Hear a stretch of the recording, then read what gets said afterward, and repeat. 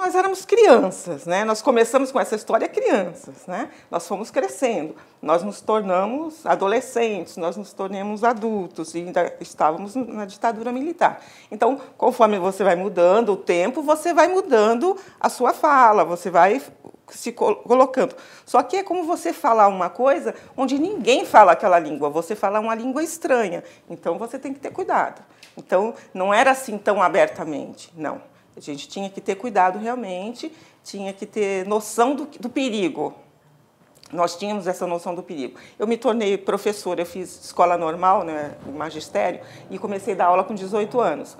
Então, na escola, se comemorava o 31 de março, a Revolução, que era chamada de Revolução, que eu sempre chamei de golpe, foi um golpe militar. Mas, então, os professores tinham que comemorar o 31 de março, eu sempre dava um jeito de não comemorar, é claro, com meus alunos. Só que eu não podia fazer discurso contra. Eu tinha que tomar cuidado, sabe? Então, eu não fazia discurso contra, mas também não fazia a favor, né? Saía pela tangente. Você tinha que comemorar, cantar, sabe? Algumas datas que para nós não significavam nada. E porque nós sabíamos que para nós aquelas datas eram problemáticas. Então, você tinha que ter uma outra postura. Então, um dia teve uma solenidade mais aberta e uma professora perguntou, você não quer fazer o discurso? E eu falei, eu? Não. Eu achei aquilo o fim, né? Mas também não expliquei por quê, só disse que não. Então, isso quando eu já era maior. E, claro, já na faculdade você já tem outra postura, porque você já encontra outro tipo de pessoas, mas isso na faculdade de jornalismo, na faculdade de letras também não. Eu cheguei a ver um general ser aplaudido na minha sala, sabe? Para mim, o general era um símbolo que eu não queria, o general do Exército, e um símbolo que, para mim, eu tinha uma resistência grande, certo? Assim como em 64 havia a polícia marítima, e a polícia marítima, para mim, quando eu via, eles tinham um uniforme azul de mescla, quando eu via aquilo, eu me sentia mal de olhar para qualquer policial que era da Polícia Marítima. Por quê? Porque a segunda prisão de meu pai, a primeira prisão foi no Palácio da Polícia, já no dia 1º de abril. Depois ele foi solto, mas frequentemente ele era convocado para interrogatórios. Aí perguntavam coisas bem absurdas para ele. Você acredita em Deus? Você é católico? Coisas que não tinham sentido politicamente falando.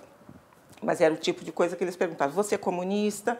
E aí voltavam. Então perguntavam, você conhece o Antoninho Rodrigues? O Antoninho Rodrigues era um diretor do sindicato do meu pai. Aí meu pai dizia, conheço. Bom, então, ele é comunista desde o tempo de estudante? Meu pai falou, eu não conheço o Antoninho Rodrigues do tempo de estudante. Eu só conheço o Antoninho Rodrigues do sindicato. Não sei se ele é comunista, não sei se ele é filiado ao Partido Comunista. Então, era o tipo de perguntas que eles faziam.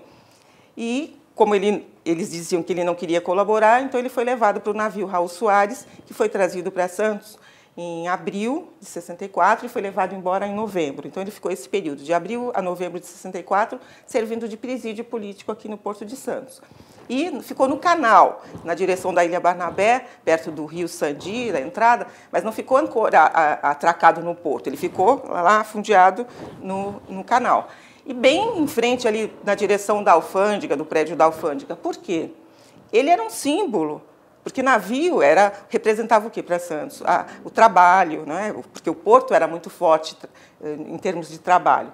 E para eles prender essas pessoas do porto, que eram mobilizadas, eram politizadas, prender num navio, tinha um valor simbólico, tinha um símbolo muito forte de repressão, né? Aí se pode dizer de censura. Censura o quê? As ideias, ao comportamento, enfim. Ele tinha uma simbologia. Então, meu pai foi preso pela segunda vez nesse navio. Então, ele foi levado, ficou 1 mês e meio, mais ou menos, nesse navio. Nós, da família, só tivemos autorização para visitá-lo em um sábado à tarde. Uma tarde de sábado, nós fomos visitá-lo. Então, foi minha mãe, Mercedes Gomes de Sá, e eu, a minha irmã Laura e a Lúcia, bebê, também foi. E uma tia nossa, tia Neuza. Nós fomos visitá-los.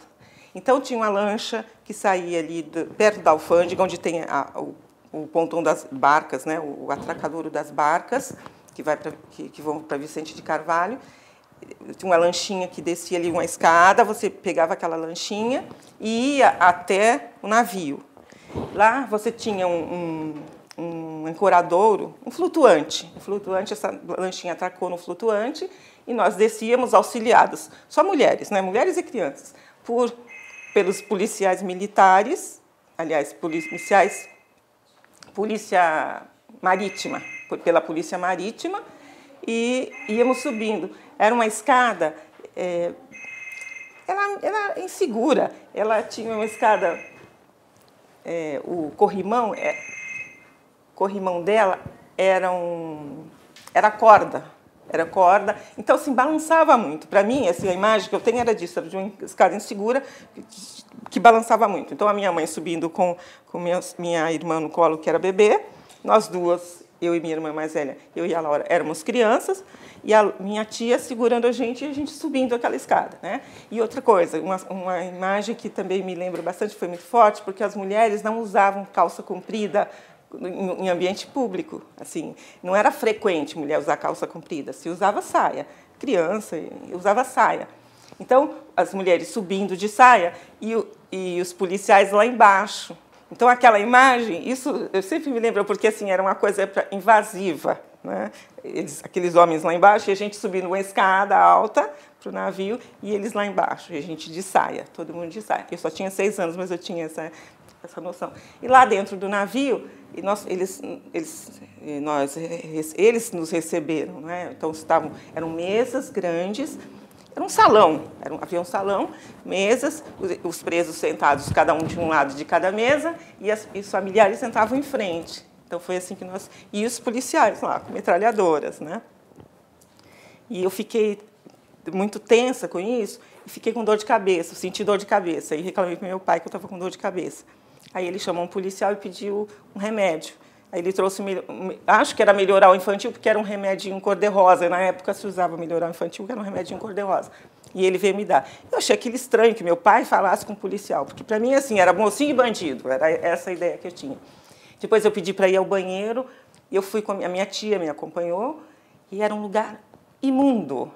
Não tinha descarga, sujo, completamente imundo e sujo. Tanto que o policial, acho que ficou com vergonha, forrou todo de papel, sabe, para poder usar. Aí a tia não me deixou sentar. Não vai usar sentada nesse lugar. Então, assim, nós só tivemos acesso a esse ambiente. Mas era um lugar de bastante repressão. E depois, na volta, a gente voltou na mesma lanchinha, e aí eles ficaram, dava para ver nas vigias, né, eles acenando, né, e você vendo de longe, a lanchinha vai se afastando, ficou aquela imagem, né. Então, foi a única vez que nós fomos. Depois eu fui conversar melhor com meu pai, assim, ao longo do tempo, dos anos, ele contava coisas que aconteciam, músicas que eles faziam lá, paródias, meu pai fazia, compunha, ironizando a situação deles. E depois, assim, quando eu fui escrever o meu livro, Raul Soares, Um Navio Tatuado em Nós, que nem tinha esse nome no início, né? Porque eu fiz uma analogia com as marcas dos campos de concentração, né? Dos números dos judeus, né? Ficou uma tatuagem marcada para a gente, e deles também.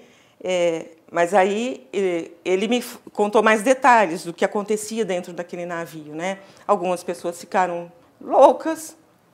Ele conta o caso de um Zeca da Marinha, uma pessoa que tinha o apelido de Zeca da Marinha, que acendia o cigarro, deixava o cigarro acabar até o final, queimava a ponta dos dedos. Se alguém não fosse lá tirar, ele se queimava. Ele entrava para tomar um banho, ficava lá embaixo, não saía se alguém tirasse. Então, ele tinha uma crise. Também falou de um médico, que era o Thomas Mack, que era da USP, era um professor da USP, era médico, professor da USP, foi preso, e ele ajudava a cuidar das pessoas que ficavam doentes. Esse médico eu encontrei em Nova York, fiz uma entrevista com ele, publiquei no jornal em 2003. Eu fiz uma publicação com ele, porque eu menciono no meu livro, mas não sabia dele, só tinha ouvido falar. Depois que ele saiu do navio, ele foi embora do Brasil e mora em Nova York. Ele é casado com uma brasileira, a filha mais velha é uma brasileira, mas já está naturalizada norte-americana, e a segunda filha é norte-americana. Eles vêm ao Brasil periodicamente, mas passaram a morar lá, né? Então, ele ajudava a cuidar dessas pessoas. E eles faziam músicas para ironizar a situação, batucavam, enfim, algumas coisas assim. E eles diziam que, de vez em quando, eles diziam que havia um rebocador que ia levar o navio para alto mar. Então, era uma pressão psicológica muito grande em cima deles, aquela tensão. Outros tinham dores nas pernas por causa disso, achavam que iam ser levados, às vezes desligavam as luzes, eles ficavam sem luz, às vezes colocavam pessoas perto da caldeira, depois perto do lugar que era bem gelado, enfim, tinha esse choque térmico. Então, muita gente ficou doente depois que saiu de lá. E das pessoas que eu conheci, amigos do meu pai, a maioria morreu de câncer. Inclusive meu pai. Meu pai morreu em 99 de linfoma, com linfoma. E a maioria morreu com câncer. Eu não sei se isso tem alguma coisa a ver com esse trauma emocional deles, não sei, mas tem essa característica.